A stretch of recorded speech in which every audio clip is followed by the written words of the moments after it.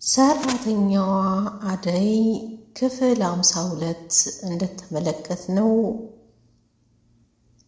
አደይ በር ላይ ወጥታ ዳይመንድና ንጉስ መተው ንጉስ አፈቅርሻለሁ አንቺን ካላየሁ መኖር አልችልም እያለ በሚልበት ሰዓት እሷ ደግሞ እንደ አይነት ህይወት እንደማይመቻት የሚያወራው ወሬ ሁሉ ምንም ለሷ ህይወት ተጨባጭነት እንደሌለውና ይልቅንስ ለራሱ ህይወቱን አስተካክሎ እንዲኖር ካልሆነ ግን የሚያወራው ወሬ ሁሉ ዝቃጭ እንደሆነ በሐሳብ እያስረዳቸው ባለበት ሰዓት ደቭ ከውጭ መጥቶ ዳይመንድንም ሆነ ንጉስን መቷቸዋል።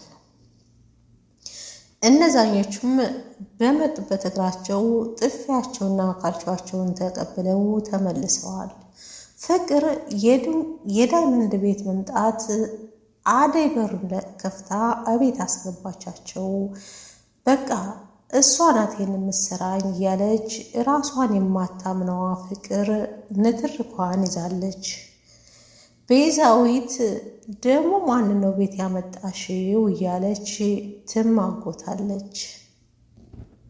በዛሬው ክፍል 53 ምን ይዘው መጡ የሚለውን ስናይ ኤላ እቤቱ ገብተዋል። አዲሱ ቤት ግን የተኛው ማን እንደው ሳያቅ ሊዲያ መስላው ተነሽኔ ቆንጆ ነክቷል እኮ ረፈደ እያለ ሲቀሰቅሳት በርግጓል። ምን አስበረገገው? አደይ ሳራን ቤዛዊትን አንቺ ነሽ ስለኔ የምትናገሪው እያለች ኮሌታዋን ይዛ ትማጎታታለች።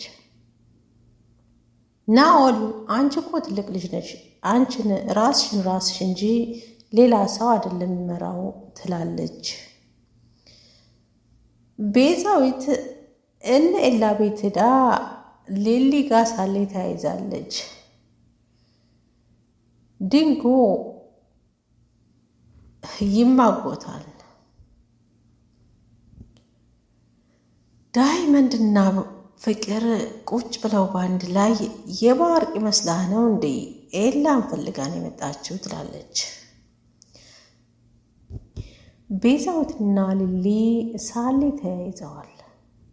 ድብ ሁለተኛ አደይን ስትናገር እንዳልሰማሽ ብሎ በጥፊ አንቀልቅሏታል። ፍቅር ተንኮል የማይታክታት እዛ ኤላን ለቤዛ ትተሽለት አንቺ እዚህ የአደይ እንጀራ ታበስላለሽ አይደል እያለች ትማጎታለች። ሊዲያ የት ነበርሽ? ኤላ ቤት እንዳልነበርሽ ደብ ነግሮኛል እያለች ፍቅር ነገር የማይታክታት ሴራዋን ይዛለች። ናኦል በስልክ እያወራ ከዚህ በኋላ እናንተ ጋር ምንም አይነት ስራ የምሰራው ነገር የለም፣ ግን ምን አይነት ሰው ብትሆኑ ነው የጨከናችሁባት ይላል። ይህን እያለ ስልክ እያወራ ባለበት ሰዓት በሩ ይቆረቆራል። በሩ ሲቆረቆር ማውራቱን ይተውና ማን ነው ብሎ ስልኩን ይተዋል። ሊዲያ ሰተት ብላ ናኦል ዘንድ ሄዳለች። ስትሲያት በድንጋጤ ተሞልቶ ቆይ እንደዚህ ልትመጪ ቻልሽ ይላታል። የመጣሁት ልጠይቅህ ነው፣ ግን ደብ ቤት እንደሌለሁ ካወቀ ኤላ ቤት እንደሆንኩ ነው የሚያውቀው፣ እዛ ደግሞ የለችም ሲሉት ይቆጣል አለች። ለምንድን ነው ደግሞ ኤላ ቤት የሚሄደው? አይ ኤላ ቤት የሚሄደው ዝም ብዬ ነው፣ ትናንትና በጣም ተናደህና ተክዘ ስላየው አዝኜ ነበር፣ ተረጋጋ ብላ ስትለው አዎ በጣም ተረጋጋሁ፣ ግን በድጋሚ ሰውየው እየደወለ ነው። ለምንድን ነው የምደውለው ብላ ስትለው አይ እንደባለፈው አሁንም ሴቶች እንዳቀርብለት ነው ብለው ይላታል። አይ በድጋሚ ሁለተኛ ይህን ስራ መቼም ደግሞ አትሰራም አይደል ትለዋለች። አይ ይህንን ስራ ደግሜ አልሰራም፣ ያኔ እናቴ ልጅ ካለሁ ክፍለ ሀገር ይዛኝ ትሄድ ነበር አለ። ሊዲያ ናኦልን እዚህ ብቻውን ከምትቀመጥ ለምንድን ነው ገጠር የማትሄደው አክስት ካለች ትለዋለች። ከዛ ለካ ይሄም አለ በቃ እሄድና እፈልጋታለሁ ግን አብረሽ ትሄጃለሽ ብሎ ሲጠይቃት የት ገጠር? ኧረ እኔ ገጠር አልሄድም ትላለች። ከዛም በኋላ ናኦል ገጠር የፈራሽው አቧራና ንፋስ ይነካኛል ብለሽ ከሆነ እኔ ምንም ነገር ሳይነካሽ ወስጄ መልስሻለሁ ብሎ ሲላት ናኦል አንተ ጋር የሚመቸኝ እኮ ለዚህ ነው፣ በቃ አንተ ጋር ከሆነ ምንም ይሁን እሄዳለሁ ትላለች።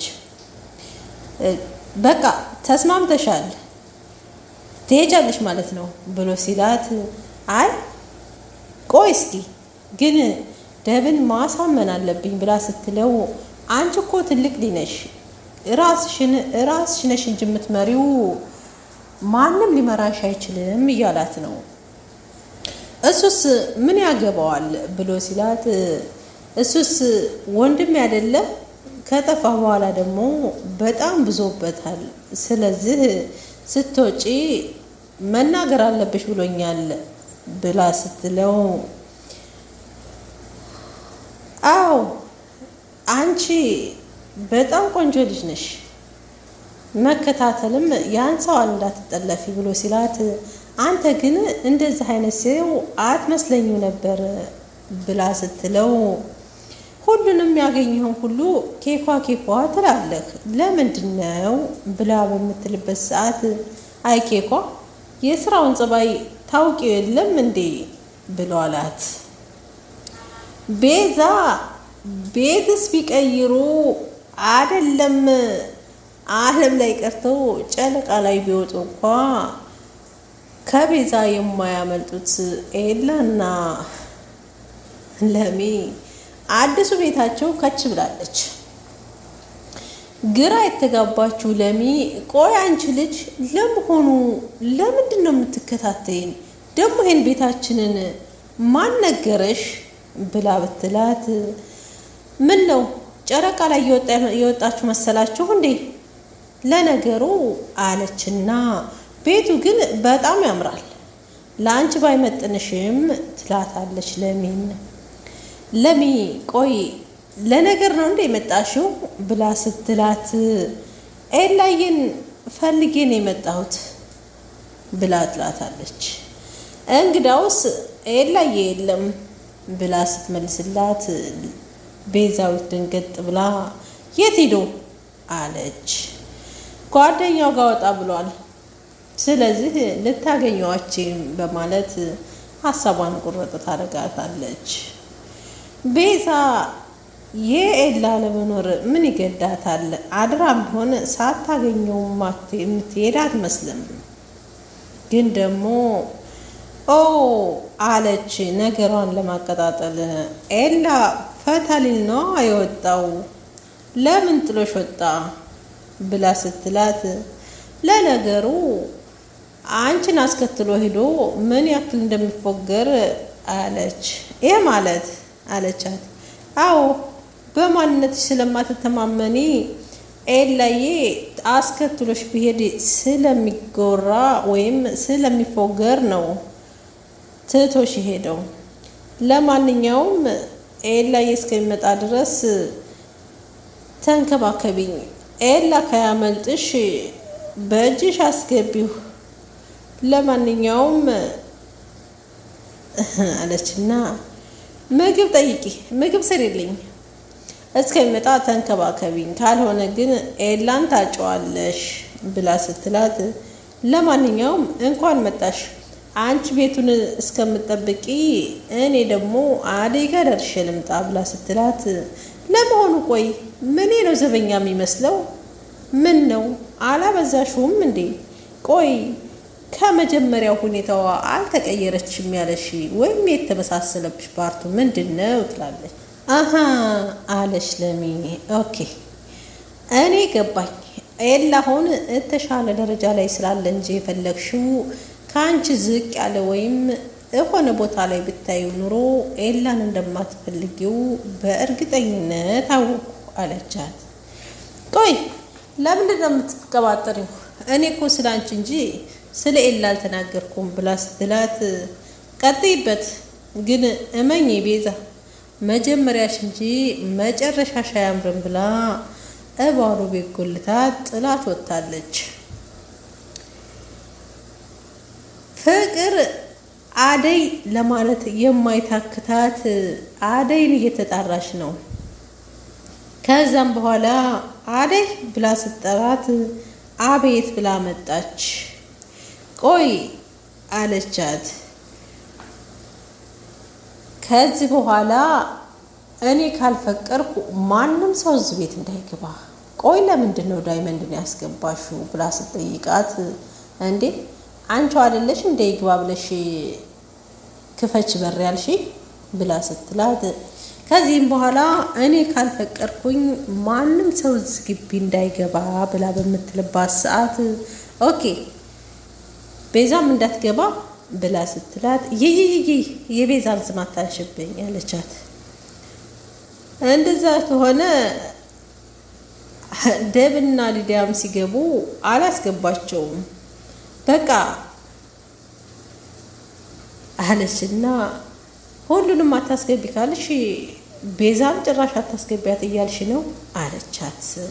ነገረ ስራዋ እሷም በተራዋ የተሳለቀችባት ይመስላልና፣ አደይ እምልሽ ይገባሻል፣ ከዚህ በኋላ ዳይመንድን እዚህ ቤት እንዳታስገቢ ብላታለች።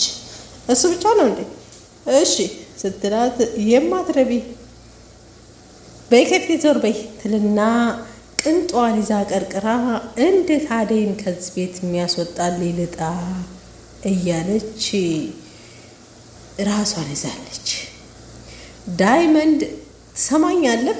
ከዚህ በኋላ እዛ ቤት ሁለተኛ አንሄድም ብሎ ሲለው፣ ንጉስ ግን እባክህ እኔ ከሷ ፍቅር ይዞኛል አይደለም ብትር ዶፍ ቢወርድብኝም ከዛ ቤት አልቆምም ይላል። አጣላይህም ቅድም የምትወድ ቢሆንማ ቅድም ያን ያህል ዶፍ ሲያወርድብህ ቁማ እየተመለከተች አልነበር ብሎ ቢለውም፣ ሴት አይደለች እንዴት ትፈርድባታለህ ብሎ ጠበቃ ቢቆምም ድንጎ ግን እሱ በፍቅር ታውሯልና ተው እባክህ ሴት ልጅ ናት ለምን እንደዚህ ትላለህ እያለ ቢለው፣ ይልቅንስ ወደ ከተማ ዘወር በልና ሌላዋን ቀይራት ይለዋል። አየሃት ሰበርሰካ ትላለች። ይልቅንስ እንትን አትልም እንዴ አንተ እኮ ብርታትህ አደይ ጋ ብቻ ነው ብሎ ሲለው፣ ኧረ ተው እባክህ ያ ልጅ የሰማ እንደሆነ ይልና የመጀመሪያ የደብን ካልቾና ጥፊ የቀመሰው ዳይመንድ ንጉስ አሁንም ፈርቷል። ለሚን እንዳትልሞ ይለዋል። ግን ለሚ ሰላም ናችሁ ብላ ልታለፍ ስትል ቀሽቷ እንዴት ነሽ ደህና ነሽ ይላል። ቆይ ድንጎ ዛሬ ምንድን ነው ተክዝሃለሳ በሰላም ነው ብላ ስትለው፣ ኧረ እባክህ ተይ እባክሽ የደብን ጥፊ ቀምሶ ምን ያርግብልሽ ነው? ይኸውልህ ትሰማኛለህ፣ ከዚህ በኋላ ስሟን እንዳታነሳ ብለው ቢለውም፣ ንጉስ ግን አደይ ጋር ከሄድሽ አደይ ሰላም በይልኝ ይላል። ያም ሆነ ይህ መስፈራርቾ ብትር ወይም ሌላ ነገር የማይበግረው ንጉስ አደይን ሰላም በይልኝ ከማለት ወደኋላ አላለም። ውድና የተከበራችሁ ቤተሰቦች የነበረን ቆይታ ይሄን ይመስላል። ቪዲዮውን ከወደዳችሁት ላይክ፣ ሼር፣ ሰብስክራይብ እያደረጋችሁ በርታቱ ማለት ነው። ያላችሁበት ያለም ዳርቻ ሰላም፣ ፍቅር፣ አንድነት አይለያችሁ። ሰናይ ጊዜ